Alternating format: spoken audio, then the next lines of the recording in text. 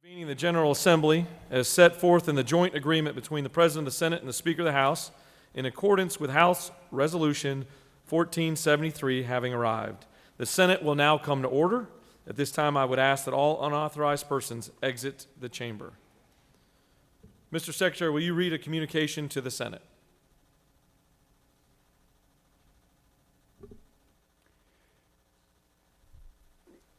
Dear members of the General Assembly, the Georgia General Assembly will resume the 2020 legislative session on Monday, June 15, the 30th legislative day.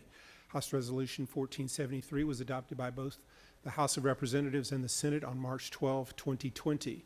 The resolution provides, quote, that whenever, due to an emergency or disaster resulting from man-made or natural causes or enemy attack, it becomes imprudent, inexpedient, or impossible to conduct the affairs of the General Assembly, the Speaker of the House of Representatives and the President of the Senate may, by joint agreement, order the discontinuation of the schedule for meetings provided by the resolution and provide for reconvening the House and the Senate at the state capitol in Atlanta, Fulton County, on such date and at such time as they deem practical, close quote. Following such reconvening, the General Assembly may provide by joint resolution for a new schedule of meetings and adjournments. Signed, Honorable Jeff Duncan, Lieutenant Governor. Signed, Honorable David Ralston, Speaker of the House of Representatives. That concludes the order, Mr. President. Chair recognizes the Senator from the 53rd District. Mr. President, it's a glorious day at our state capitol, and the men and women are here to take care of the people of Georgia. I won my election by 6,000 votes against two other people with 55% of the vote, and the journal's been read and found to be correct. Great to hear your voice, Senator. Is there objection to dispensing with the reading of the journal? The chair hears none. The reading of the journal is dispensed with. Is there objection to the confirmation of the journal? The chair hears none, and the journal is confirmed. The chair asks that all senators who have bills or resolutions to introduce, please bring them to the Secretary's desk at this time.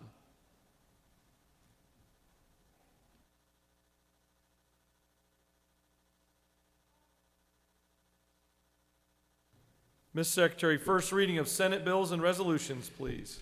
Senate Resolution 954 by Senator Rahman of the 5th and others, a resolution committing the residents of Gwinnett County for electing a diverse group of community leaders into office and recognizing this diverse group of elected. Senate Resolution 956 by Senator Beach of the 21st and others, a resolution recognizing President Donald J. Trump and dedicating Transportation. That concludes the order, Mr. President. Reports of standing committees, please.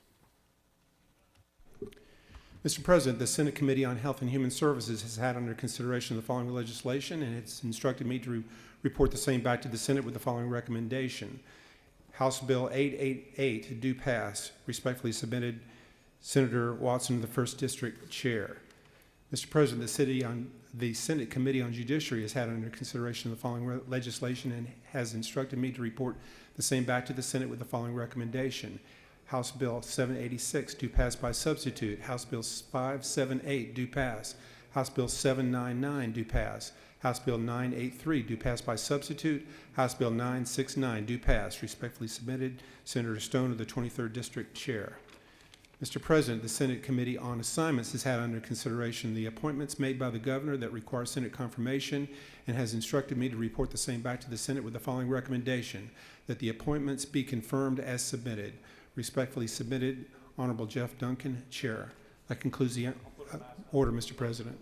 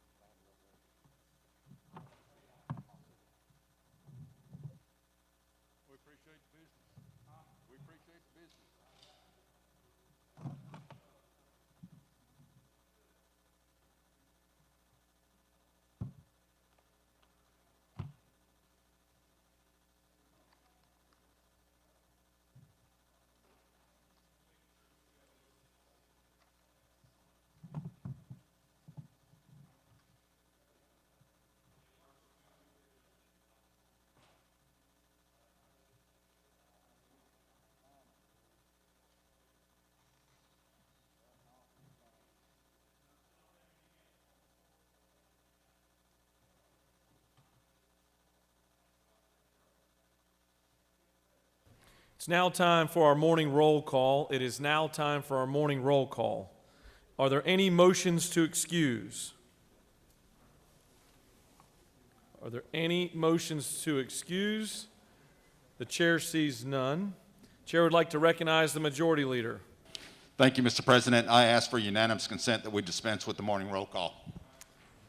The majority leader has asked for unanimous consent to dispense with the morning roll call. Is there objection? The chair hears none, and the morning roll call is dispensed with. I'd like to take a moment of personal privilege to talk about a couple of things. One is I'm grateful for the overall cumulative effort of this body to work together to get us to here, to get us to this point today, to be able to deliberate the people's work. Grateful for the staffs, the Secretary's office, and so many folks that have allowed this in this new environment to be able to come back and to work. I also want to express an incredible amount of kind of at a loss for words is how you describe Senator Jack Hill. All of us have our personal relationships with Senator Hill. His passing caught us all off guard, but his life was one that none of us will forget.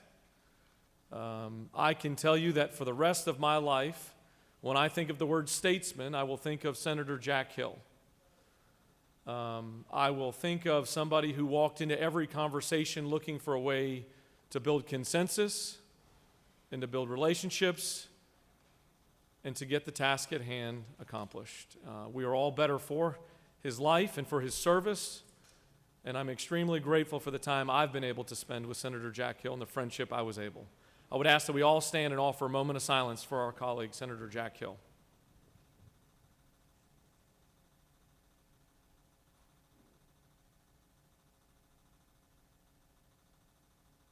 You may be seated.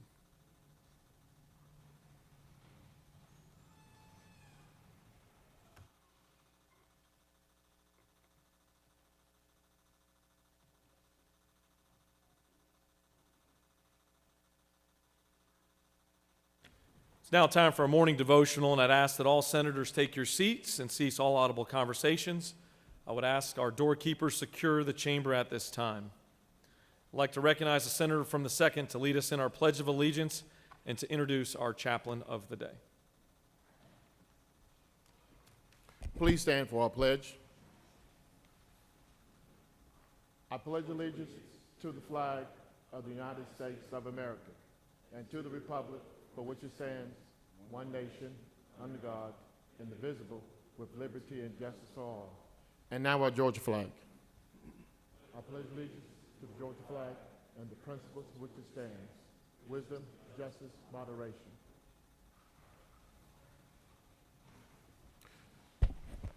God is good. And all the time, God is good. Good morning. Our pastor today is the Reverend Clarence Williams. Reverend Clarence Williams is a native of Savannah, Georgia, a product of Savannah Chatham Public School System. He received his BS degree from Savannah State College, now Savannah State University. His religious education includes studies at Beeston Divinity School, the Billy Graham School of Evangelism, and an honorary doctorate degree in Christian music. He is the charter member of the Georgia Mass Choir. He is a community servant, pastoring churches in Claxton, Savannah, and Waycross. He is now the senior pastor of the Pilgrim Baptist Church of Savannah, Georgia, doing God's work with a new spirit, doing God's cause with the same purpose.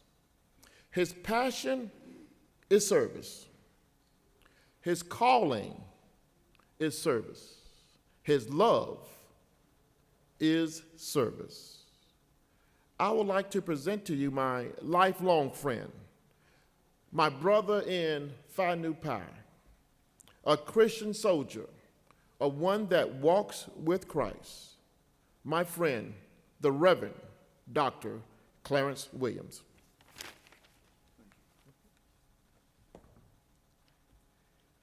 Thank you, Senator Jackson, for that introduction and for inviting me to bring this morning's meditation and prayer, and to our Lieutenant Governor and to those of you who are assembled here, good morning.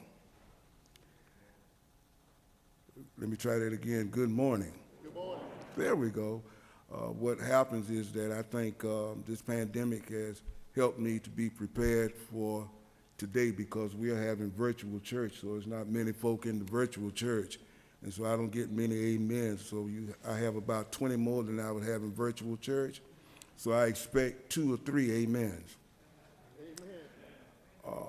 What's so fascinating this morning is the fact that we open each session with prayer and meditation, and that lets me know that this body seeking God's guidance in what you're doing here to make life better for us here in this great state of Georgia, and that we do need prayer. I don't have to go through all that's going on in our country, around the world. The news is doing a good job of conveying those messages, but I do want to say this, and I'm going to share with you from Micah chapter 6 in a moment. But I want to say this, that most of the emphasis is placed on a lot of negative that's going on in our world. But I want to report some good news this morning as we begin this session. And the good news is, first of all, that God is still working in our midst. He's still real. He's still manifesting himself in a lot of situations. He's still forgiving people like you and myself. He's still delivering people. He's still protecting people, and he's still making ways out of no way. The fact that God is still on the throne should encourage us today as we seek his guidance at the beginning of this session. And Micah chapter 6 is my meditative text. Micah in the Old Testament, chapter 6, verse number 8, well, 6 through 8, but I'm just going to read verse number 8 from the Amplified Bible. Listen carefully. He has told you, O man, what is good, and what does the Lord requires of you, except to be just and to love and to diligently practice kindness, compassion, and to walk humbly with your God, setting aside any overblown sense of importance or self-righteousness. The reason I chose this particular text this morning, first of all, because given the state of affairs in our world, our country, our state, we need to pay close attention to what God requires. The fact that this is a spiritual focus this period, and so we ought to be concerned about what God requires, and meeting his requirements are vital to guiding us through this period in which we are living, and through this period in which you all are making some major decisions. But what God requires is very important. I was thinking about this particular text, but I was also drawn to 2 Chronicles, chapter 7, verse 14. And if you've been in church anywhere, you know this, and it's plastered on all the social media. Everybody is crying out.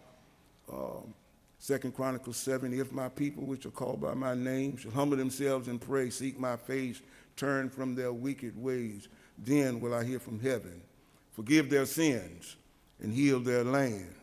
Everybody's crying out for healing in our land, but since I have this little platform, and I trust that you all are going to take to heart what I'm saying when you hear this, is that God has requirements to healing our land. First thing, when you read 2 Chronicles 7:14, the first requirement he has is the humbling of ourselves. then praying, seeking God's face, then turning away from our sins. Then the text says, then. And when you read the word then, will I hear from heaven? But the word then simply says that we have met God's requirements. Well, our text for this morning, Micah chapter 6, verse number 8. God has some requirements also, and I want you to take to heart this particular text. It tells us, and notice I'm using the word it tells us. The book of Micah is not, in this particular text, is not suggesting to us, and it's not open for discussion. The book of Micah tells us, first of all, what God requires.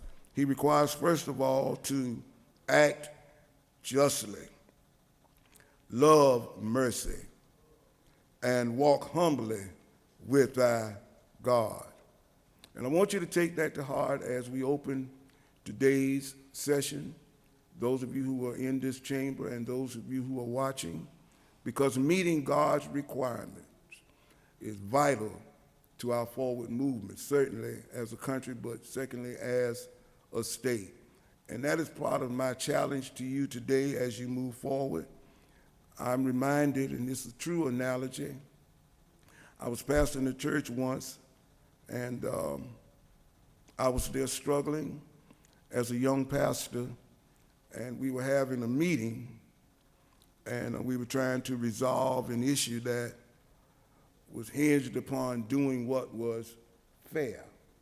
I'm playing on words now. But then an old deacon, I never shall forget, Deacon George Ponder, raised his hand, and he got the floor because he saw me struggling to do what was fair. And he raised his hand, and we recognized him, and he said, and I'm going to quote him, he said, "Brother Pastor, don't do what's fair.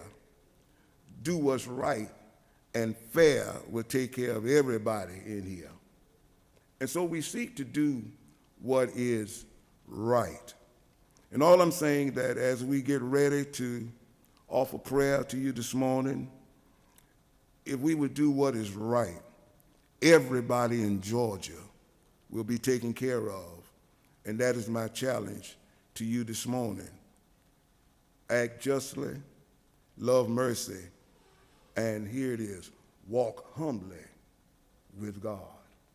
And we walk humbly with God, our state is going to be all right. And I feel confident about that this morning. Let us pray. Our Father and our strong God, in whom we move and have our being, we come on this 15th day in the month of June 2020 in the state capital of Georgia, first of all, to say thank you and to invoke your presence in this session. Father, we exalt your name and we honor you. We honor you for who you are. We give you glory. And for who you are, we give you praise. Now, Lord, forgive us of our sins and cast our sins into the sea of forgetfulness where they will not rise again to condemn us at yonder's judgment bar, where we will all ultimately stand and give an account of our stewardship here, including the decisions made in this assembly. Continue to keep your arms of protection around us and lead us through this troubled period in our world, this troubled period in our country, this troubled period in our state. Because you've got the whole world in your hands, we're placing our lives in your hand. Father, we rebuke every attack of the enemy to take us out, and we stand on the promises you've given us in your word. Now, Father, hear our prayer. Hear our prayer. Incline your ears unto us and grant us thy peace. It is in the name of Jesus the Christ we pray.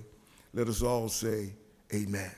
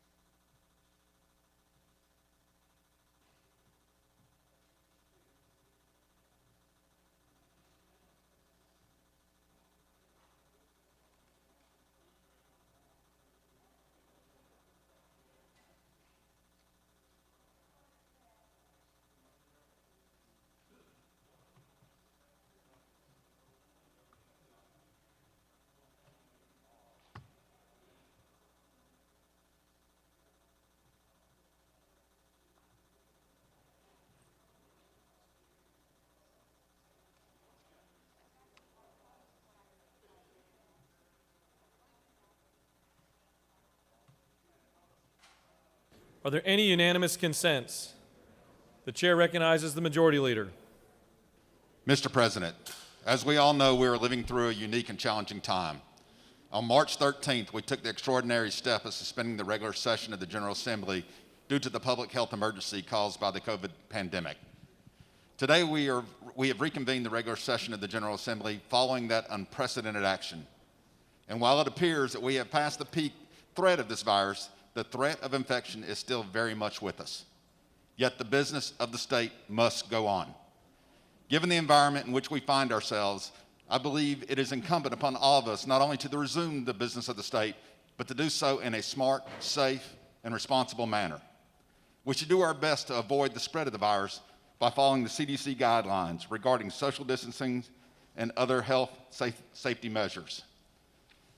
In order to allow the Senate to move forward in a safe and effective manner, I have several unanimous consent requests that would suspend the rules or otherwise change the operation of the Senate for the remainder of this regular session. The majority leader is recognized to make his unanimous consent requests. Mr. President, I ask unanimous consent to suspend that portion of Senate Rule 5-1.5A, which requires that the electronic voting machine be set for a 60-second time period and locks when that time period is reached. In lieu of that rule, the voting machine will be left open for a period of time sufficient to allow the senators to make their way to the Senate floor, cast their vote in the electronic voting machine, whilst maintaining that social distancing. The period of time to vote will be left to the discretion of the President, who will close the vote when he has assured himself that all members wishing to vote have voted. Is there objection to the request? The chair hears none, and it is so ordered. The majority leader is recognized for your next request. Mr. President, I ask unanimous consent to suspend Rule 8-1.1, which requires senators to seek recognition from their desk. In addition to seeking recognition from their desk, senators may seek recognition from the back of the chamber in order to allow for social distancing. Senators will continue to ask questions from their desk and continue to speak from the well. Is there objection to the request? Chair hears none, and it is so ordered. The majority leader is recognized again. Mr. President, I ask unanimous consent to suspend Senate Rule 9-1.9 related to the press gallery on the Senate floor, so as to move the Senate press gallery to the Senate gallery in order to ensure appropriate social distancing. It will be within the discretion of the President to allow a limited number of members of the press on the Senate floor for a limited time period while still maintaining appropriate social distancing. Is there objection to the request? Chair hears none, and the request is so ordered. The majority leader is recognized. Mr. President, I ask unanimous consent to suspend those portions of the Senate Rules 9-1.16 and 9-1.9 related to the Senate gallery so as to close the Senate gallery to the public and reserve the gallery for the press and media so that the press and media may operate in an environment that maintains appropriate social distancing. Tripods and cameras will be permitted in the gallery. I will stress that the public will continue to be able to watch the sessions of the Senate on closed-circuit televisions in the Capitol as well as on the internet. Is there objection to the request? Chair hears none, and it is so ordered. The chair recognizes the majority leader. Mr. President, I want to assure the senators that they will be able to attend committee meetings and participate in those meetings with appropriate social distancing. In order to accommodate the members of the committee in this fashion, it was necessary to reduce the space normally available to the press and to the public. Thus, while all committee meetings will be open to the press and the public with appropriate social distancing, the press and the public will be allowed into the committee room only as space permits. We will continue to broadcast committee meetings as usual on closed-circuit television in the Capitol and on the internet. Is there objection to the request? Chair hears none, and it is ordered. The majority leader is recognized. Mr. President, I ask unanimous consent to suspend Senate Rules 2-3.3A and B, which requires members to attend all committee meetings. Is there objection to the request? Chair hears none, and it is ordered. The majority leader is recognized. Mr. President, I ask unanimous consent to suspend Senate Rules 9-1.8, which authorizes the Senate Page program. Is there objection to the request? Chair hears none, and it is ordered. The majority leader is recognized. And finally, Mr. President, I ask unanimous consent to suspend Senate Rule 9-1.10, which permits spouses or family members on the floor of the Senate unless authorized by the President. Is there objection to the request? Chair hears none, and it is ordered. Does any senator wish to rise on a point of personal privilege? The chair recognizes the minority leader for a point of personal privilege.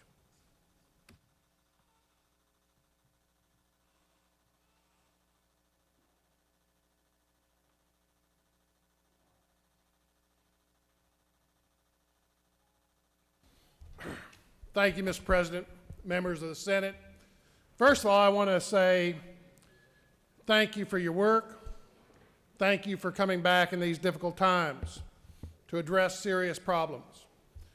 Next, I want to apologize to members of my own caucus because I had asked them, because I had had discussions and a letter from the Secretary of Senate talking about reserving the Senate so people could make sure they social distance, and asked me not to ask most of my members to come up here today. So I apologize if they see that conversation was not quite the same on both sides of the chamber. But my members are committed to working with each and every one of you to socially distance themselves, to promote the best interests of the citizens of Georgia. And they will do that. And I appreciate them more than I can say. And the citizens of Georgia should appreciate their service in coming here in a time of pandemic to address these issues we have. I also come before you today as someone who has seen a lot of change over the years. My father was a labor leader. Saw him lead strikes. I saw him go to jail. When I was in the 10th grade, I saw him take the DeKalb County sanitation workers out on strike and have to hide because shots were fired at the Union Hall and gunshots were fired at trucks, sanitation trucks that non-union workers driving and using. I've seen a lot of working in the union movement and being a trained director for a union, seen a lot of people have their rights in the workplace violated. Rarely, though, have I seen the heartbreak and suffering of my friends that I've seen these last few weeks. And I can no way imagine, not being African American, the suffering that they have undergone watching the events that we've seen recently. And the challenge from the day someone is born facing being black in America. Ladies and gentlemen, for years I've co-sponsored bills and sponsored bills that address racial profiling or no-knock warrants, that have talked about issues that are important when we talk about policing, civil rights, and social justice. Members of this Senate, it is time. It is time for us to act. House Bill 426 passed the House. It is a hate crimes bill. It gives extended penalty for those who commit crimes based on hate for race or religious reasons. It is time we pass that bill. We should have had that bill out of committee last week so it could be on the floor of the Senate tomorrow without changes and passed and become law. There is no excuse why we are not moving at all due haste to pass that bill as we see protesters in the streets in front of us. I've heard people say, well, we can do better. We can do better. We can improve that bill. Let's improve it. Ladies and gentlemen, we've had a bill in this chamber every year since the Supreme Court struck down the last hate crimes bill. Ladies and gentlemen, the senator from the second introduced about the second week of session last year, Senate Bill 166. We had a hate crimes bill. If somebody was going to improve it, we could have improved it then. The chairman didn't give the bill a vote, and no one came to its rescue. We have a bill, HB 426, in committee that will move us forward. It will calm some fears. It will show an attitude and direction to the state that we're moving in the right direction, and it is important.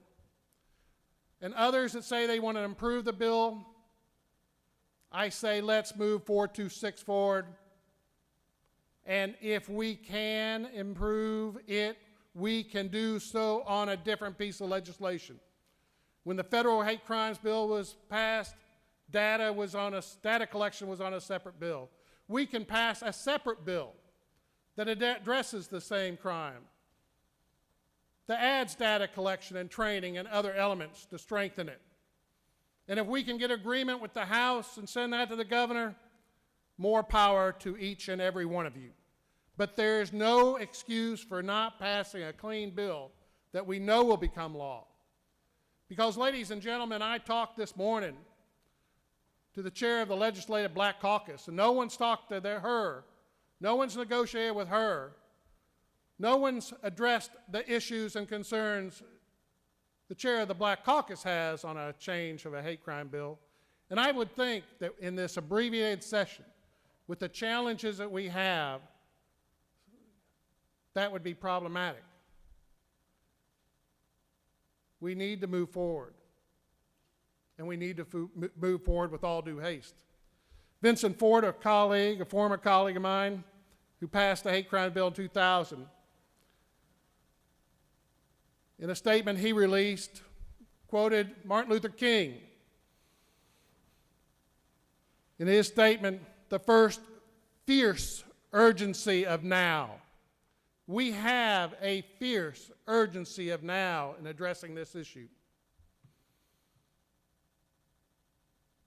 He mentions that in the memory of Ahmaud Arbery and Rayshard Brooks, that urgency now demands no less from us. I agree. Let us pass 426. If we need to make improvements or changes, we can do so in a separate bill. Let us show Georgia that we're moving forward. Let us show Georgia we are strong in condemning hate. Let us show the world that Georgia is strong in condemning hate and wanting to move into a world that is better. Ladies and gentlemen, I ask for you, the majority party especially, to join with us. It would only take 8 Republicans to pass 426 to join with us. Let's do that. And I hope to join with each and every one of you to pass another piece of legislation that addresses things that we will have in our Georgia Justice Act. Let's address things like data collection, training. Let's address things. We can address racial profiling. We can address limitations to the no-knock warrants. We can address a lot of things that will address concerns people have that are serious and well-founded concerns. But let's first pass 426. Mr. Chairman, Mr. President, I yield the will. Chair recognizes the senator from the 53rd for a point of personal privilege.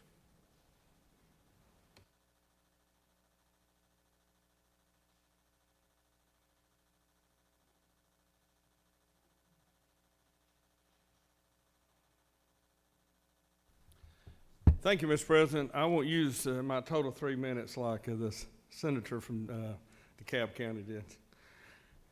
Ladies and gentlemen, Georgia is open for business. I want the world to know, the United States to know, Georgia is open for business. We respect the men and women in blue, our law enforcement. While the major cities in this country are defunding the police, the law enforcement, Georgia will not. We are open for business for you to conduct business, the small business, the large business. Right here in Georgia, you will be safe. You make a profit. You don't have to worry about looters breaking your storefronts and stealing your property. We are open for business in Georgia with safety because we support the men and women in blue in this state, and we're going to continue to do so. Now, the court's still out on our big cities here. What will they do? Well, if they decide to unfund the police, let me tell you a few cities that are not going to, that are ready to do business. And I'm talking to you all out in our country, all out across the United States of America. Come to Georgia and be safe to do your business. You can come to Canton, to Noonan, to Loganville, to Dalton, to Cartersville, to Ocilla, to Dahlonega, to Rome, to Vidalia, to Gainesville, to Butts County, to Carrollton, to Warner Robins. You can come to Toccoa, Savannah. Well, I don't know yet about that. But Chickamauga, any place that will not unfund their police department. All right, come on. I'm on a roll and you're messing me up. We're going to fund our police department because we respect the order of law. Georgia is open for business. We're the number one place to do business. For safety, too. You'll be welcome to Georgia. So come on out there in America. Bring your business to Georgia.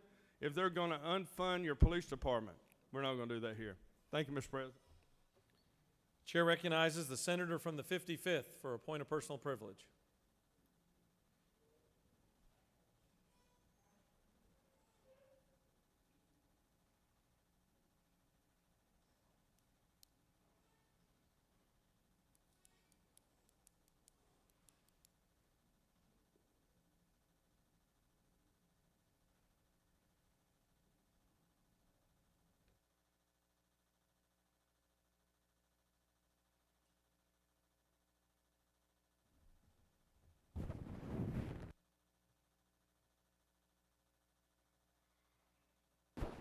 Got a little bit of hand sanitizer.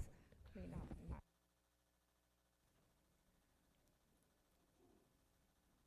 Thank you, Mr. President, members of the Senate.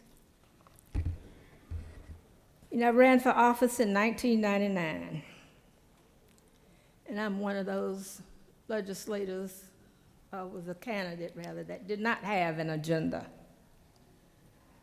except to get elected and help the people, because I ran into so many people that didn't know how to access the process.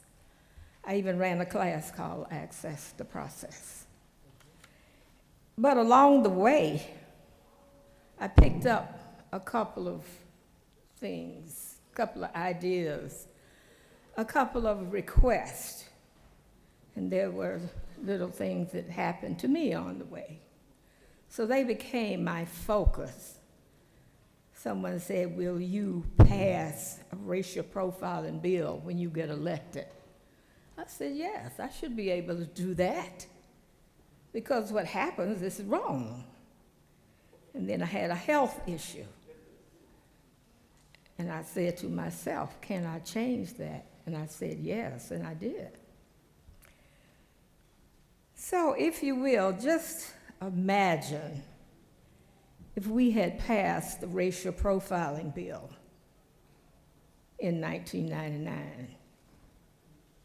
How many lives could have been saved, and how many confrontations could have been avoided? How much more trust could have been established? And how might we not be here today in this position without a hate crimes bill?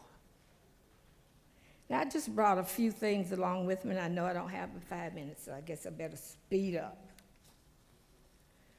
In 1999, I introduced the bill, Senate Bill 376, racial profiling bill. I passed that bill in this Senate. It left here, went to the House, Somehow it stalled. And then in 2001, 2002, I introduced Senate Bill 41, another racial profiling bill. And then in 2003, 2004, I introduced another racial profiling bill, Senate Bill 95. And I guess you could say the rest is history because they didn't pass. Members over on the other side introduced racial profiling bills. I have information from the Department of Justice and their racial profiling fact sheet. I have news clippings, one here from Gainesville Times, local law agency in line with profiling bill. One from the AJC, anti-racial profiling law proposed. One from Columbus, protests in Columbus because we didn't have a racial profiling law on the books. So let's try, or just let's do it. Let's catch up. Let's support House Bill 426. It's not everything that we want, but we still could make it better. But let's start the process now and move Georgia forward. The people of Georgia deserve that. We deserve it. We should protect all people, especially my people. Thank you, Mr. President. Chair recognizes the senator from the 9th for a point of personal privilege.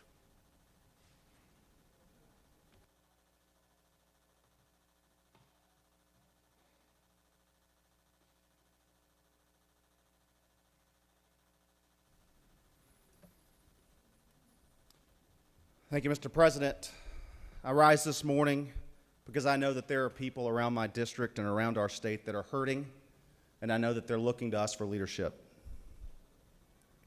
I've remained fairly quiet over the past couple weeks, and I have spent a good amount of time listening, processing, and organizing my thoughts. And I pray that my words are words of comfort and that they help us begin the healing process in Georgia.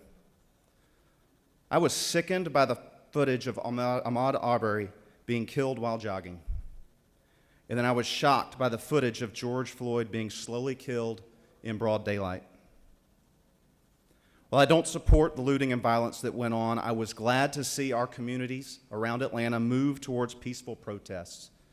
In Gwinnett County, from my experience, these protests translated into constructive conversations between community leaders, law enforcement, and political leaders. And I'm proud of the example that my home county showed in this time. In the wake of these events, I've been reflecting deeply on their impact. I cannot put myself in anyone else's shoes, but I can pull from my experience as a father and a leader in our community.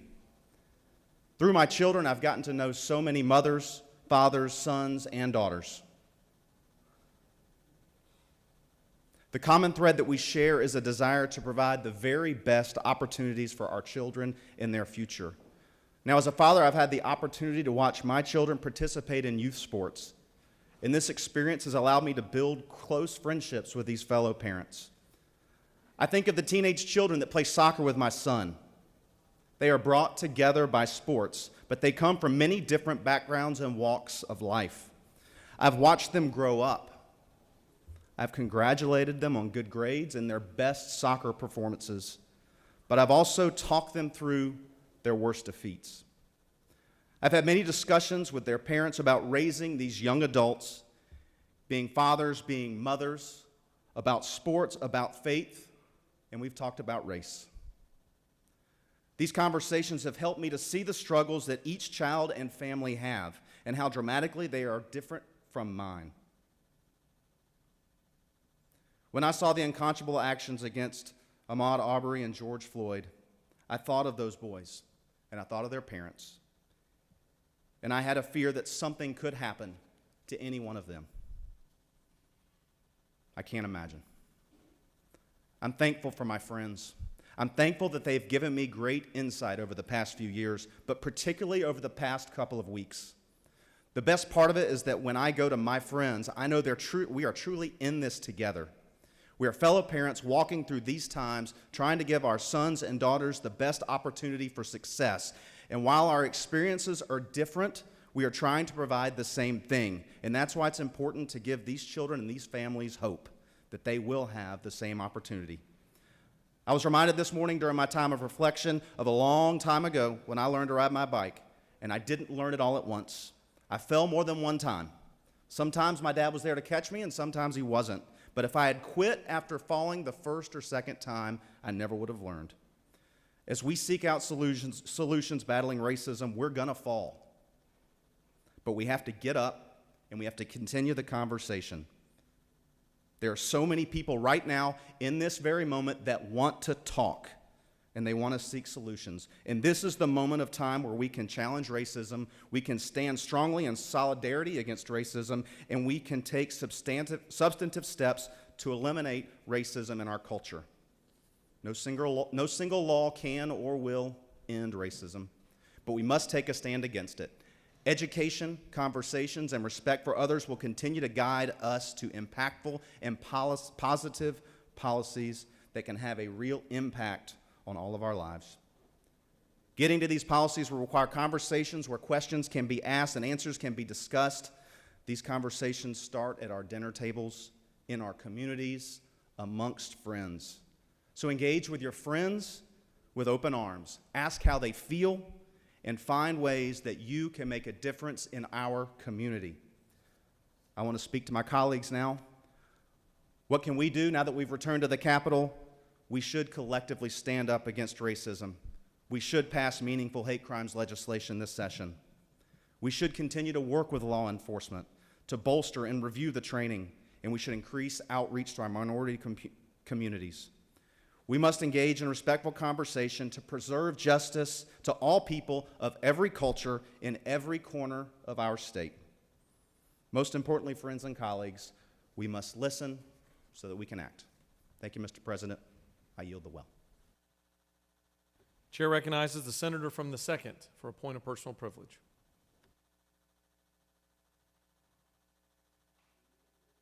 President, I stand here today representing thousands of Georgians across this state. They look at this body, they look at the members of the Georgia General Assembly for direction. They are assembled in peaceful movements throughout Georgia. They are assembled in peaceful movements throughout these United States. They are assembled in peaceful movements across the world, talking about one issue, and that is hate. They are assembled in peaceful rallies, talking about hate. They are assembled in social media, in social movements, talking about hate. They are assembled outside these Capitol grounds, not for a moment, but for a movement against hate. George Floyd, Ahmaud Arbery are just two men. Sammy Younger in Alabama is another. But I stand before this Senate body today to ask that we take a stand for hate crime. You all know, y'all seen the statistics. 45 states have some sort of hate crime on their books. Georgia is only one of 5 states that has not enacted hate crimes legislation. Now is the time. Hate crime exists in Georgia. It exists in this country, and it exists throughout this world. But in Georgia, we can do something about it. In Georgia, this body, in the next 2 weeks, we can do something about it. And we've often heard about hate crimes in the 40s. We've heard about hate crimes in the 50s. We've heard about hate crimes in the 60s, 70s, 80s, and 90s. But now in 2020, we know that hate crime exists because of this little device. And I don't have my cell phone with me, but because of that cell phone, we see hate crime. Because of that cell phone, it's on CNN, we see hate crime, so the blinders are off. We know that in Brunswick, Georgia, hate crime exists. We know in Atlanta, Georgia, we know in Minnesota, we know in New York City, hate crime exists. Now, we can't do anything about New York and Minnesota, but we can do something here in Georgia. I'm the chairman emeritus of the Georgia Legislative Black Caucus. 3 years ago, I introduced hate crime legislation. This year, I still have HB 166. I introduced hate crime legislation, and it has not been heard. For the past 3 years, I have introduced hate crime legislation. The good news is more people are listening. The good news is now it's not just a Democratic issue, it's a bipartisan issue, because right now we have HB 426, sponsored by a Republican in the House. It's not just a black issue, it's not just a Democratic issue, it is a people's issue, it is a Georgia issue, it's a human rights issue. It's just the right thing to do. We've heard the calls. Hands up, don't shoot. We've heard the calls. I can't breathe. But let's, as Georgians, let's relieve that. Let's pass some hate crime this year. As you heard our pastor of the day talking about Micah, the 6th chapter, 8th verse. Let's do what's good. Let's do what's fair, but more importantly, let's do what's right in Georgia. Let's pass hate crimes this year. Mr. President, I yield the will. Chair recognizes the senator from the 29th for a point of personal privilege.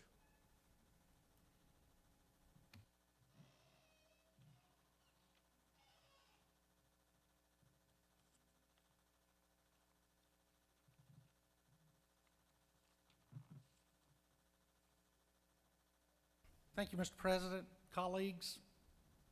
I stand before you today to discuss my people. My people are neither black nor white. They're neither Republican or Democrat, gay, straight, male, female. My people are the people that stand on the front line and protect Georgia so it can grow and be the best business. My people are the ones that help everybody in this state sleep peacefully at night. My people are the ones that walk up and down the halls of jails and prisons to make sure that not only are the citizens outside of those buildings safe, but the citizens living inside of those buildings are safe.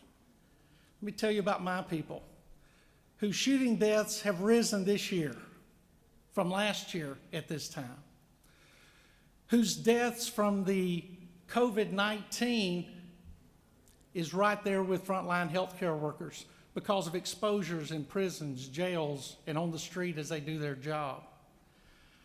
So I hear everybody talk about my people, but my problem is I look throughout this building to find somebody that really knows my people,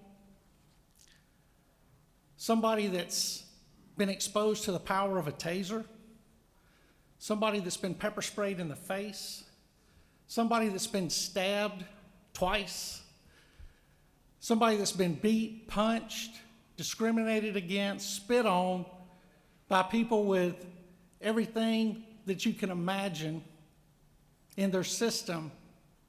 And I looked around to find that person, and I was reminded this morning when I saw him. I saw him in the mirror as I was combing my hair. It's me. So what I want to point out is two terrible things have happened within the past few weeks. There was a murder in South Georgia. The Georgia Bureau of Investigation went in and in their investigation, in the testimony that was heard, racial slurs were used. And then there was another tragedy that happened in Minnesota, where a law enforcement officer, while having an individual handcuffed, applied a particular carotid pressure point hold on somebody that is actually in that department's policy. It's never been in the policy of the department that I work for, but it's in there. But he absolutely violated the policy by applying that hold in that circumstance with an individual who was already restrained. And those are two horrible things, but do not make the mistake of thinking that one is the same as the other. Because the men and women of law enforcement, they do not hate. Those that do don't make it. When they walk in the door to get the job, they go through psychological examinations. They go through physical examinations. They have as long or longer probationary periods than anybody. And I have been proud in my career to place handcuffs on 3 corrupt law enforcement officers and to terminate lazy law enforcement officers. And law enforcement does need help. Law enforcement officer begs for training. I became an explicit bias instructor in 2014. I became a crisis intervention instructor dealing with the mentally challenged and those with mental illness back in the early 2000s. Law enforcement is so far ahead of where the media and those who wish to trash law enforcement is. But it doesn't read well, it doesn't carry well. What we do is when 6 law enforcement officers make lawful arrests using the tools they have based on Georgia law, if it doesn't look good on a cell phone, then city leaders who have never pinned on a badge and law enforcement leaders who allow themselves to become political or allow themselves to be bullied sit down and law enforcement officers are arrested by overzealous politicians and tried in the court of public opinion so that they will never ever experience fair due process like we all want. Or when someone takes a weapon that is used to incapacitate and they use it on an officer, and that officer protects himself and other people, then he again is terminated without due process. Don't lose sight that there are communities within the state of Georgia that are at risk, and a lot of these are minority communities. And this party has tried to do things, whether it's attacking predatory lending or whether it's attacking other things that impact poor, people of color, single mothers. We do that part. But understand, there's going to be tragedy, but don't confuse the two incidents that happen because they have nothing to do with each other. And if I die today, somewhere on my tombstone it'll say state senator. But at the very top, it'll say public safety officer. It'll say law enforcement. And I am proud to be a part of my tribe. And I'm proud to support my people when they do it right. And I have no problem disciplining when they do wrong. As we move into the budget process, let's do not negatively impact public safety. Let's give them the things they need to do the job. Let's move the training forward because I need you to do what's right in not only taking care of the citizens of Georgia, but giving them the protection they need. Mr. President, I apologize and I yield the well.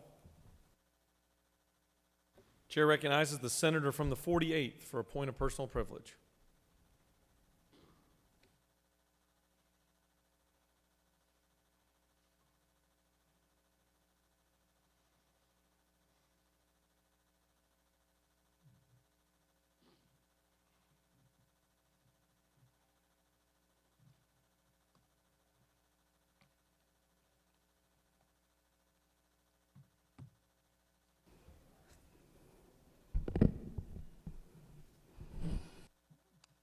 Thank you, Mr. President. I do take the additional precaution of wiping down, though I will share that I did get my COVID test before coming back to the Capitol and tested negative. But I want to make sure to be very careful and diligent to keep everybody safe. And I thank this chamber for doing the same. Good morning and God's blessings to all of you. Today, I'm thankful we're able to reconvene and tackle the people's business under these uncertain circumstances And I'm grateful to the institution of this Senate for allowing its members to continue to speak their piece so that no one in this state has any confusion on where we stand. And I appreciate the comments of all the senators who've come before me and those that will follow, because as we all speak to each other and with each other, we all learn. Let me be clear. Today, we stand on the precipice of history's judgment. There are thousands of people outside this building right now asking us to act. The demands of the people we represent are long, and we need to remember at every step virtuous. This is a country made of, by, and for the people, as stated in our Constitution of this great country. A movement like this does not conjure itself from thin air.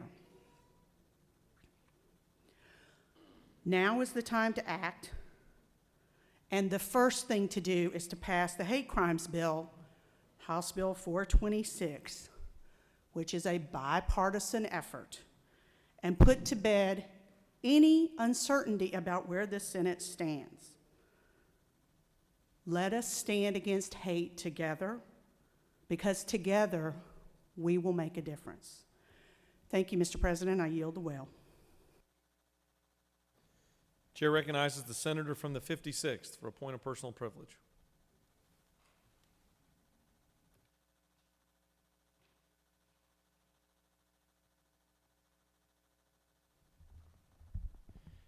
Thank you, Mr. President. We all watched in horror when we learned of the events in Brunswick, Minneapolis, Louisville over the last few months. These tragedies, as well as many others who have died since that time, has hurt the very soul of our nation. Some of my dearest friends have experienced discrimination directly. It's real and it's hurtful. Some people have tried to distract from the peaceful message by looting, stealing, and creating chaos. However, this is not the case for most expressing their genuine concerns, angst, and desires to change. Demonstrating and supporting change is foundational to everything American. Beginning prior to the American Revolution, the First Amendment to the Constitution is the freedom of speech, which should be cherished and has been a beacon of light around the world. Let's not lose focus because of a select few. I have a very strong faith, and I believe the greatest way to glorify God is serving others. We all have dreams, struggles, joys, and sorrows. I'm confident most Americans share in this belief. In our society, some have acted terribly and must be brought to justice. However, let's be cautious not to cast a shadow over every person and profession, or we'll do the exact opposite of our intentions. I support the 99% of Americans who every day do the right thing. Everyone deserves equal rights, respect, and the ability to enjoy life, liberty, and the pursuit of happiness. I also support law enforcement and the 99% of amazing men and women sacrificing every day to protect and serve. I reject the evil, hateful people who want to harm innocent lives and spew their negativity for personal or political gain. Social media detestation warriors and sensational media outlets are a major part of this problem as they create division rather than unity and solutions. It's easy to judge others by their actions and ourselves by our intentions. Labeling someone for any reason is wrong. The identity of a person does not define their character and contributions. Let's punish the bad, highlight the good, and educate all. I'm proud to work with our Lieutenant Governor, the President of this body, and each one of you to pass House Bill 426, the hate crimes law. Working together, we ensure our greatest days are still to come. Thank you, Mr. President. Chair recognizes the senator from the 35th for a point of personal privilege.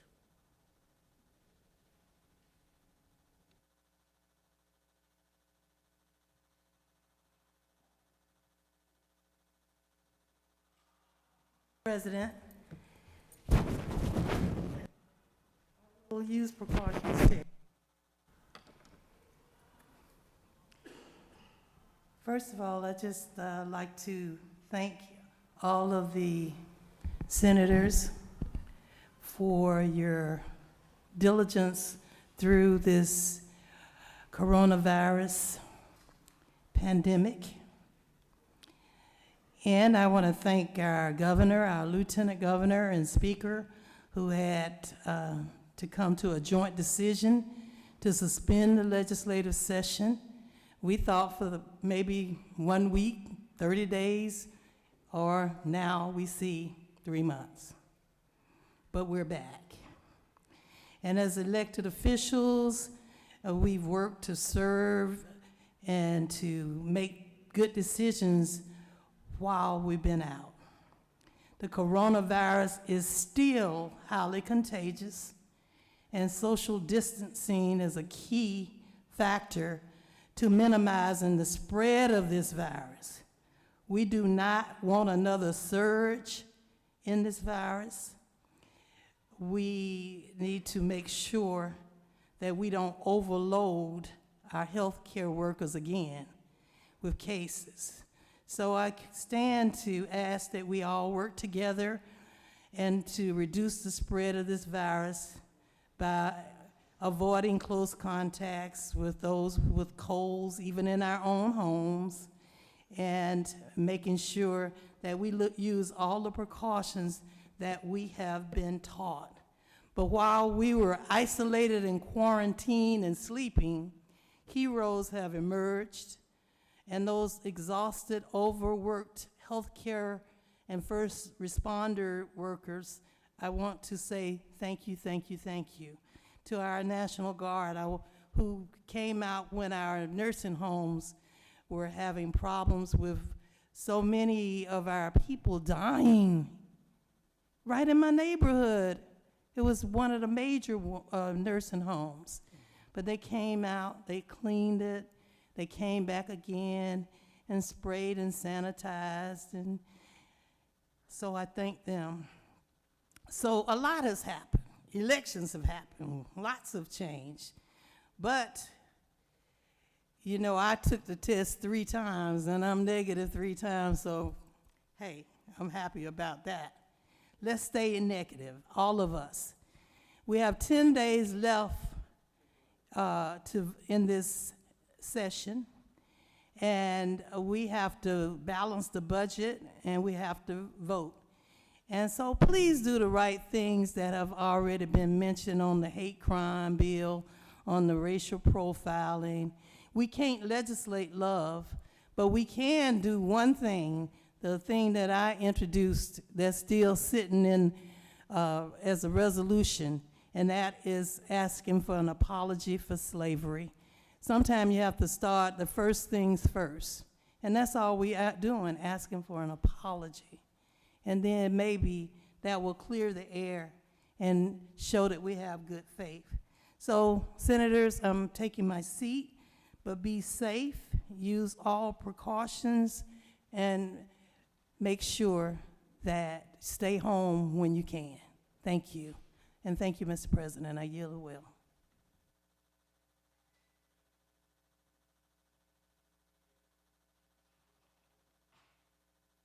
Chair recognizes the senator from the 15th.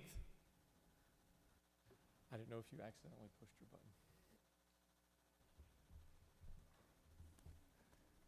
Good morning, members of the Senate. Thank you very much for recognizing me, Mr. President. I wanted to take this opportunity to come and speak to the colleagues here in the Senate and the chamber and let you know I really appreciate the effort you're making to sanitize and maintain social distancing. But the main thing that I wanted to speak to you about this morning is about the hate crimes bill, and urge your sincere and dedicated and committed efforts to pass that bill, to make sure that we express some concerns about the pain that's being expressed in the streets today by a great deal of our citizenry who are really, really hurting. They're demanding and praying for answers out there and some kind of reaction and response from us to make sure that we understand that we are all in this boat together. We may have gotten here differently, but we're here now, and we should universally express some concern and even outrage at some of the things that's been going on. And be myopic when we have to be, that is, make sure we root out the things that are bad and maintain the things that are good. But by all means, make sure that we pass the hate crimes bill, because I think it is the right thing to do and it's the right time to do it. Thank you, Mr. President. I yield the well. Thank you, Senator. You have a consent calendar of privileged resolutions before you. Does any senator wish to remove a resolution from the consent calendar? Is there objection or adoption of the resolutions on the consent calendar? The chair hears none, and the resolutions on the consent calendar are adopted. It's been a while since I've done that. Are there any motions to withdraw and commit? Chair recognizes the majority leader. Thank you, Mr. President. I ask for unanimous consent that the House bills which appear on the consent calendar to withdraw and commit be withdrawn from the Committee on Assignments and assigned to the committees as indicated on the consent calendar. Is there objection to the assignment of bills as set forth on the consent calendar? Chair hears none. The bills on the consent calendar to withdraw and commit are therefore assigned to the committees indicated.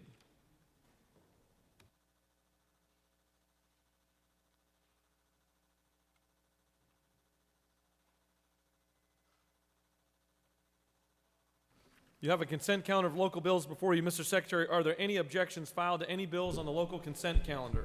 Mr. President, there are no objections filed. Is there objection to agreeing to the report of the Committee on State and Local Government Operations, which is favorable to the passage of the bills on the local consent calendar? The chair hears none, and the report of the committee is agreed to. The question is on the passage of the bills on the local consent calendar. All those in favor will vote yea, opposed nay. The Secretary will unlock the machines. As a reminder, we've waived the 60-second rule.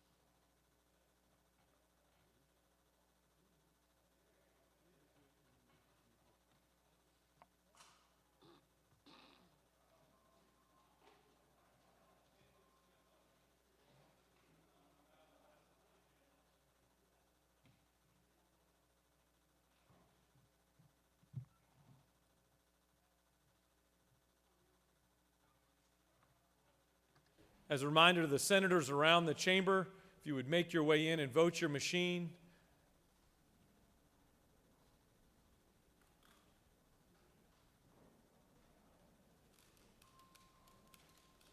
And then you can exit the chamber or proceed on your own.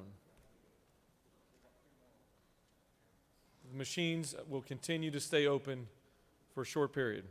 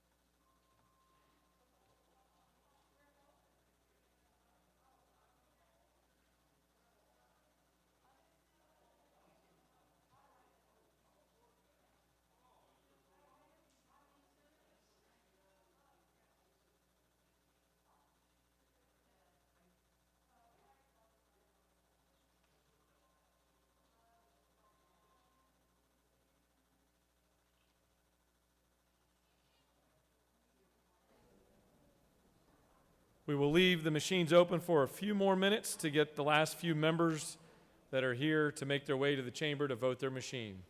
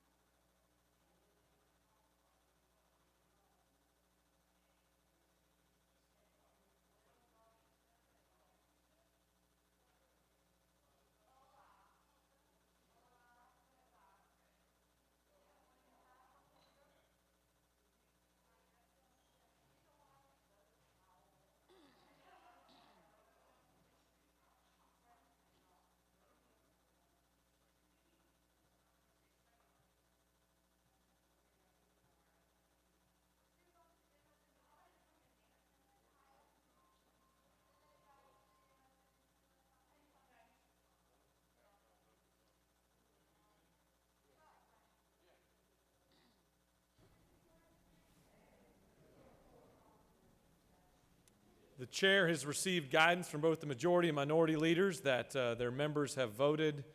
Therefore, I'll give 30 more seconds until the secretary closes the machines. 30 seconds until the machines are closed.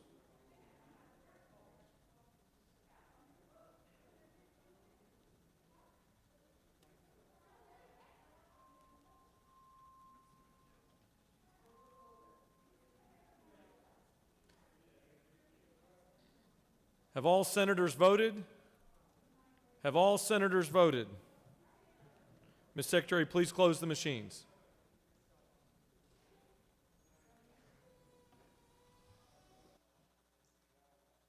On the passage of the bill, the yeas are 48, the nays are 2. The bills on the local consent calendar, having received the requisite constitutional majority, are therefore passed. Ready for the rules calendar? Oh. Chair recognizes the senator from the 3rd. Thank you, Mr. President. I move that Senate Bill 504 be immediately transmitted to the House of Representatives. Senator from the 3rd has asked that Senate Bill 504 be immediately transmitted to the House. Is there objection? The chair hears none, and Senate Bill 504 is immediately transmitted to the House.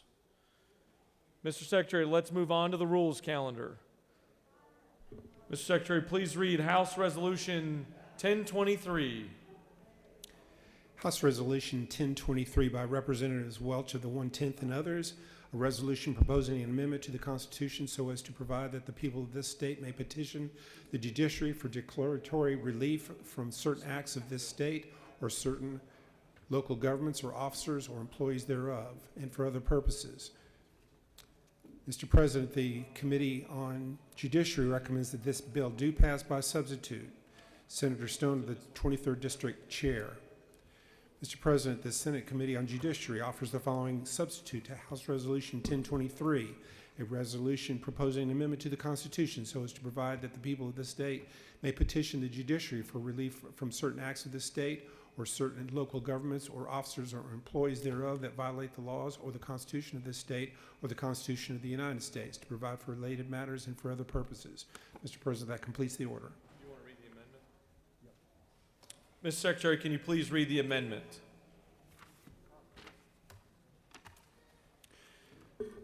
Senator Kennedy of the 18th District offers the following amendment. Amend the Senate Committee on Judiciary substitute to H.R. 1023 by replacing lines 1 through 5 with the following: proposing an amendment to the Constitution so as to waive sovereign immunity and allow petitions to the Superior Court for relief from certain acts of this state or certain local governments or officers or employees thereof and for other purposes.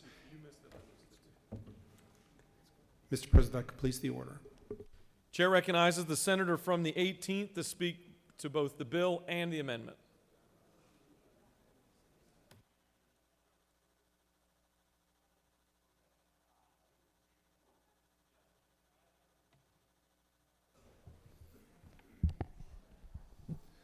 Good morning, colleagues, and thank you, Mr. President, for recognizing me. I am indeed honored to bring you the first piece of legislation for our consideration as we resume. I do want to say to each of you a personal note that it is good to see you. I trust that you have remained healthy and and happy as you look this morning, and I trust that your families remain the same.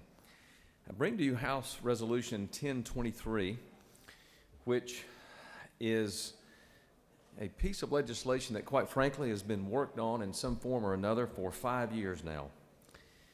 It grants access to our citizens and allows Georgians to sue the state in the event that our state or our local governments are, in fact, acting in a way inconsistent with our laws and inconsistent with our Constitution.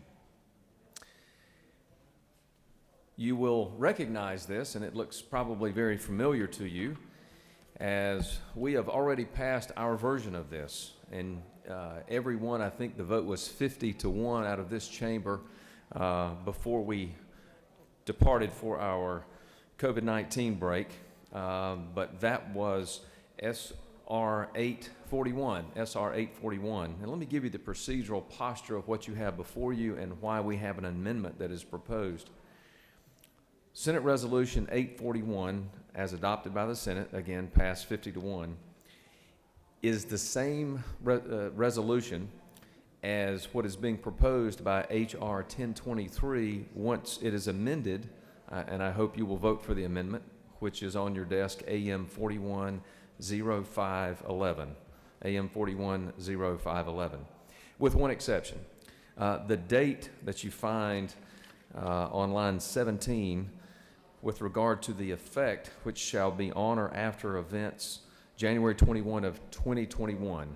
What we had passed before the COVID-19 outbreak was for the prospective acts which would occur after January 1, 2020.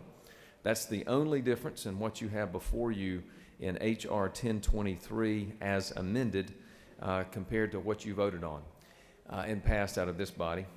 This measure also enjoys significant support from the House, and I'm proud to recognize my friend Representative Welch, who is with us in this chamber today, that has worked a very long time and tirelessly on this piece of legislation. As he will happily tell you and inform you, this has been in the works for literally 5 years now. 5 years. And it is something that is important to him, but it's important to our folks, because our folks meaning all of Georgia's citizens, because it goes to the heart of our ability to challenge our government in the event that our government is behaving in a way inconsistent with the way we say our government has to conduct itself, both at the constitutional level and with regard to statutes. The measure came out of the House unanimously. I think it was 163-0 was the vote in favor of the legislation that I am asking for your consideration on as well. A few more points, and then I'll sit down, or I'm happy to take any questions. Importantly, this is a very, very balanced approach to enabling our citizens to sue the government. Balanced in what way? Well, it only allows and calls for the possibility of injunctive relief. It does not allow the plaintiff or the person suing the government to, in fact, obtain damages. So our state and our state treasury, which is obviously heavily on our minds these days, is protected from that. Secondly, it does not allow for the award of attorney's fees to the plaintiff, even if the plaintiff prevails. That's important. I think, quite frankly, that keeps in balance and in check the delicate balance at times with regard to how incented are people to file suit. All the defenses, the standard defenses that would normally apply are retained by the government, except for the one which is that sovereign immunity is waived. I believe that this sufficiently protects everyone's rights in an equal way, and I offer this to you, and again, thank Representative Welch for the good work that has been done, and I want to thank this chamber for recognizing the value of this. I want to thank our esteemed Judiciary Chair, who told me early on that he supported the concept, the policies, and the provisions behind this, and we got it out of the committee. And I want to thank the minority party for recognizing the value of this for our citizens. So with that, I would urge your support both for the amendment and for the resolution as it is offered. And Mr. President, I'll be happy to answer any questions. Does any members have a question? Chair recognizes the senator from the 22nd for a question. Senator Yield? Yes, I do. Only question is, I was just making sure that this still would not change the aspect of what the declaratory judgment is from the standpoint of it wouldn't allow for sovereign immunity to be waived for damages, would it? No, it does not. No, it does not. Okay, thank you, Senator. Does any other senator have a question? All right, the chair sees none. Thank you, Mr. President. I yield the well and ask for your favorable consideration. Thank you. Does any other senator wish to speak for or against the measure? Does any other senator wish to speak for or against the measure? Just going to pause for a minute and make sure I scan. All right. Let's first take up the amendment. Amendment number 1. The question is on the adoption of amendment number 1 by the senator from the 18th. Is there objection to adoption of the amendment? I look to the majority and minority leaders. I see no objection to the amendment. Hearing none, amendment number 1 is adopted. The question is now on the adoption of the committee substitute as amended. Is there objection to the adoption of the committee substitute as amended? The chair hears none, and the committee substitute as amended is adopted. Is there objection to agreeing to the report of the committee which is favorable to the adoption of the resolution? The chair hears none. The report of the committee is agreed to. Is there objection to the main question being ordered? The chair hears none, and the main question is ordered. The question is on the adoption of the resolution by substitute. All those in favor of the resolution will vote yea. Opposed, nay. The secretary will unlock the machines. As a reminder, we have waived the 60-second vote. If you're not in the chambers, I would ask that you enter the chambers in an orderly process and vote your machines. The machines will stay open for an extended period.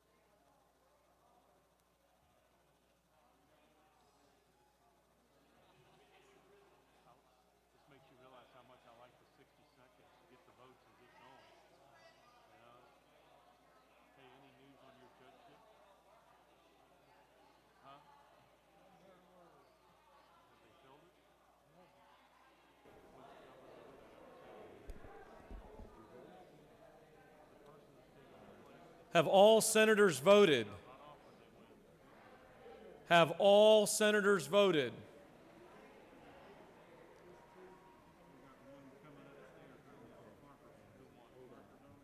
We've got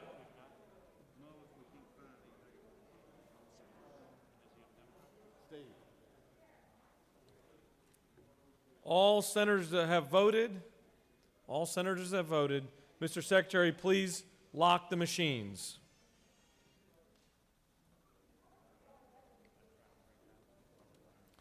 On the adoption of the resolution by substitute, the yeas are 50, the nays are 0. The resolution, having received the requisite 2/3 constitutional majority, is therefore adopted.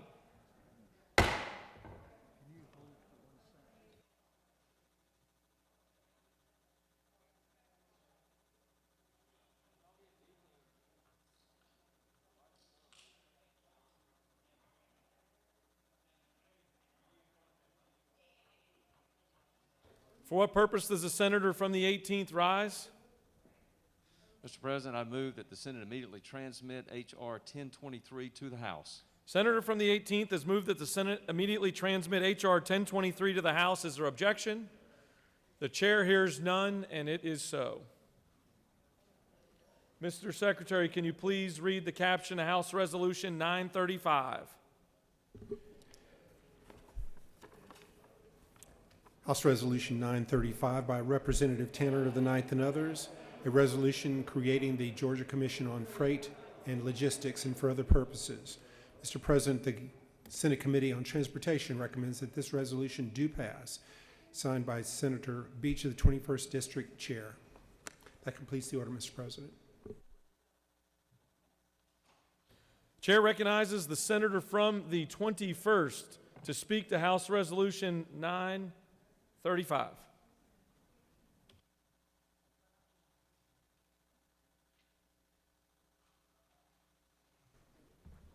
Thank you, Mr. President. Senators, I bring before you House Resolution 935.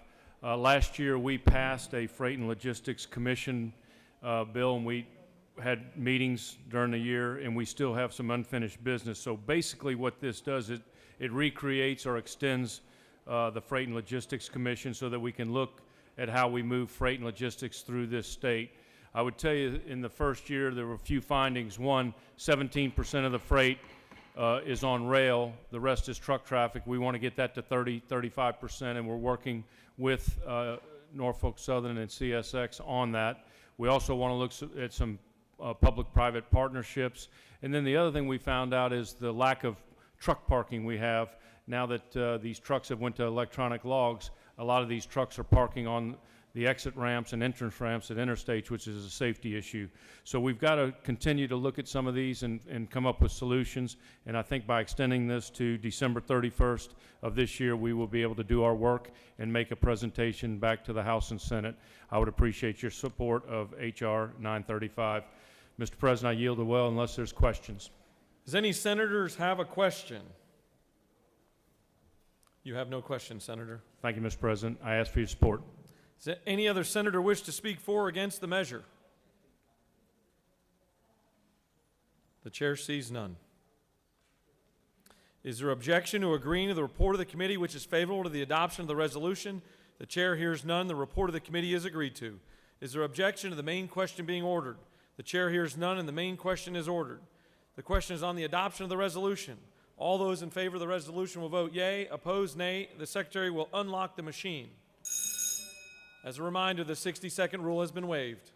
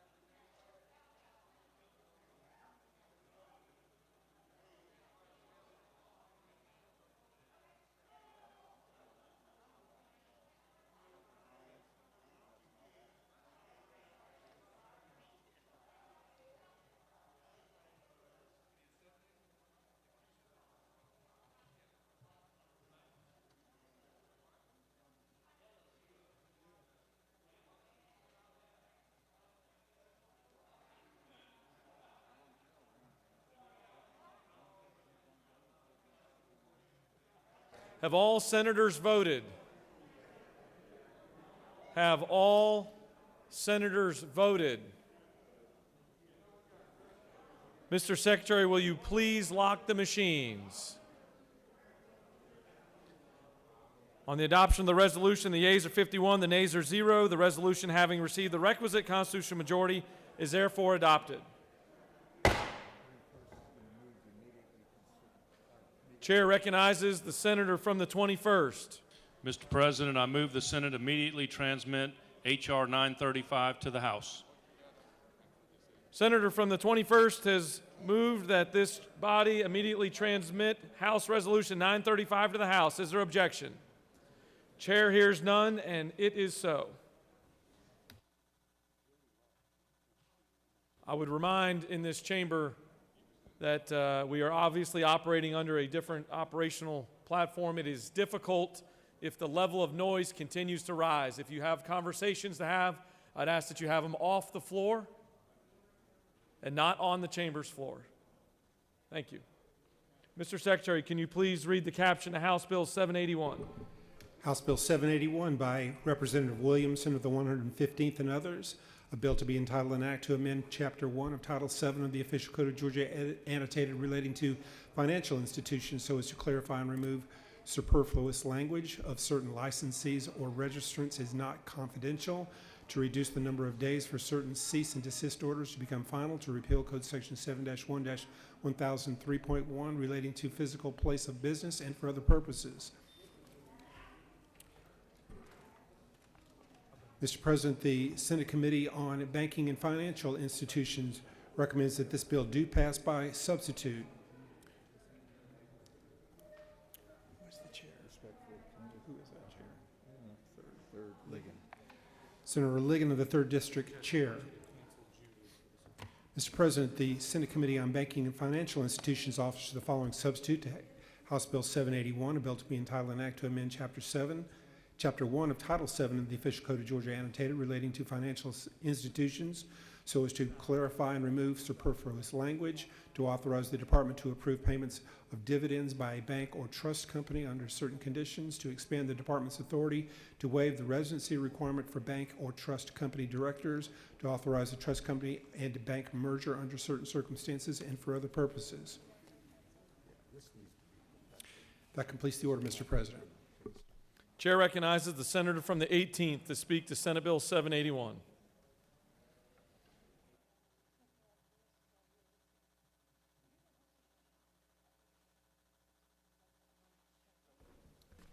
Thank you, Mr. President. Good morning again, colleagues. I have the privilege of bringing to you, for the last several years, the Department of Banking's what they call their housekeeping and cleanup bill every year they go through. And based on the changes of what's going on in the world and in the economy and what's going on in the banking industry, to make sure that our rules and regulations that we pass stay current and stay up with what's going on in the banking world. And so I bring that to you today. I don't think any of these particular items that are proposed for change are particularly impactful or maybe not even interesting to you, but I assure you they're important to our banking department with regard to enabling them to continue to do the monitoring and the regulating that they do. This contains proposed changes identified internally or that have been suggested by the industry over the course of the previous year. The major goal of these efforts is the streamlining or simplifying of existing statutes to make the department's regulations more efficient and or ease the regulatory burden on financial institutions, while at the same time ensuring that the banks and credit unions are safe and that they are sound. The focus of this housekeeping bill is to help make Georgia more competitive. The bill contains revisions to the bank, credit union, money service businesses, and money transmitters, sellers of payment instruments, and check cashers, and mortgage lender, broker, and loan origination laws. The legislation is supported, and this is important. This tells you that the folks that are out in the field that live under the laws and regulations that we pass, in fact, all adopt and agree with this because it's supported by the Georgia Bankers Association, the Community Bankers Association, the League of Southeastern Credit Unions, formerly known as Georgia Credit Union Affiliates, and Mortgage Bankers Association of Georgia. The only change that was made in the Senate substitute version to the House version was the striking of an extraneous "or," the word "or," that's found at line 554. Otherwise, this is the same bill that came over with great support from the House. I would request your favorable consideration for this bill. I'm happy to answer any questions that you may have about its specific provisions. But otherwise, this is yet another good, responsible attempt and effort by our banking department to make sure that our laws are kept up and kept current with their industry and also with the needs of what our Department of Banking needs to do. Mr. President, if I have no questions, I'll be happy to yield the well. Any senators wish to ask a question? Chair sees none. Thank you, Mr. President. I yield the well. Does any other senator wish to speak for or against the measure? Chair sees none. The question is on the adoption of the committee substitute. Is there objection to adoption of the committee substitute? Chair hears none, and the committee substitute is adopted. Is there objection to agreeing to the report of the committee, which is favorable to the passage of the bill? The chair hears none. The report of the committee is agreed to. Is there objection to the main question being ordered? Chair hears none, and the main question is ordered. The question's on the passage of the bill by substitute. All those in favor of the bill will vote yea. Opposed, nay. The secretary will unlock the machine.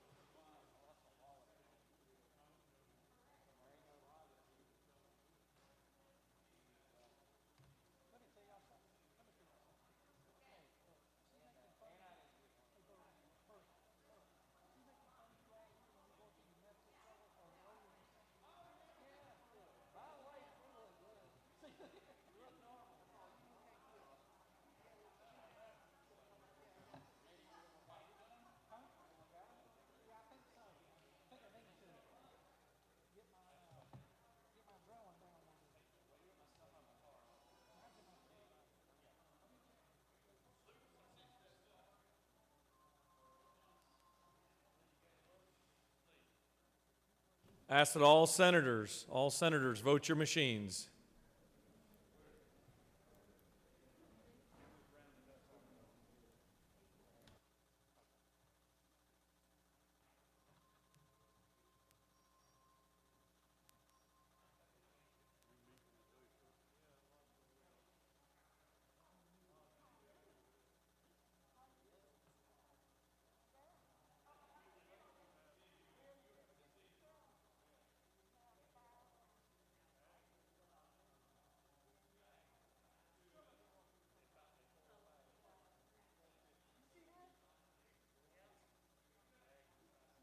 Have all senators voted?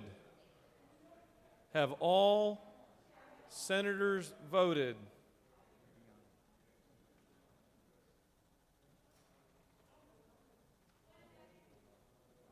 We got one more. Don't rush, don't rush. I'll hold the... All right, have all senators voted? Mr. Secretary, please lock the machines. I guess it's a machine.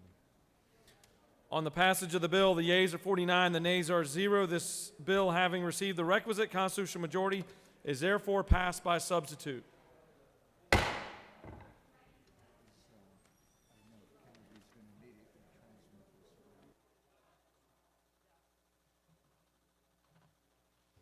For what purpose does the senator from the 18th rise? Thank you, Mr. President. I move that the Senate immediately transmit HB 781 to the House. Senator from the 18th has moved that the Senate immediately transmit HB 781 to the House. Is there objection? The chair hears none, and it is so.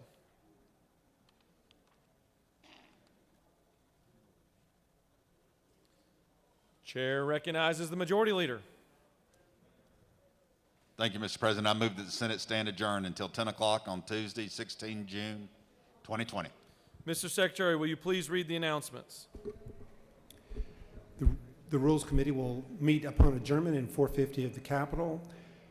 Finance Committee will meet in room 450 at 1 o'clock. Insurance and Labor will meet in room 307 of CLOB at 1 o'clock. Education and Youth Committee will meet in room 307 of the CLOB at 2:15. Public Safety Committee will meet in MES 1 at 2:15. The Health and Human Services Committee will meet in room 450 of the Capitol at 3:30. And the Judiciary Committee meeting scheduled for 4:45 this afternoon has been canceled. That completes the order, Mr. President. Chair recognizes the senator from the 53rd for an announcement.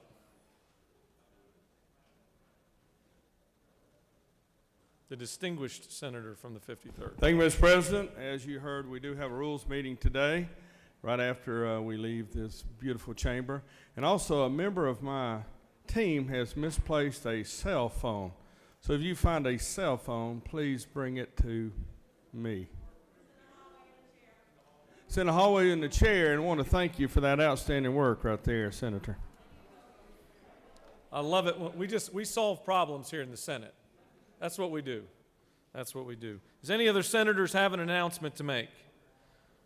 Before we adjourn, I want to thank everybody for their efforts. Obviously, a lot of hard work went into getting today to happen, and we've got more work in front of us. But thank you for all the senators and your staff and all those around us that have helped us and to protect us. The Majority Leader has moved that the Senate stand adjourned until Tuesday, June 16th, 2020 at 10 a.m. All those in favor of the motion will signify by saying aye. Those opposed, no. The ayes still have it, and the Senate stands adjourned.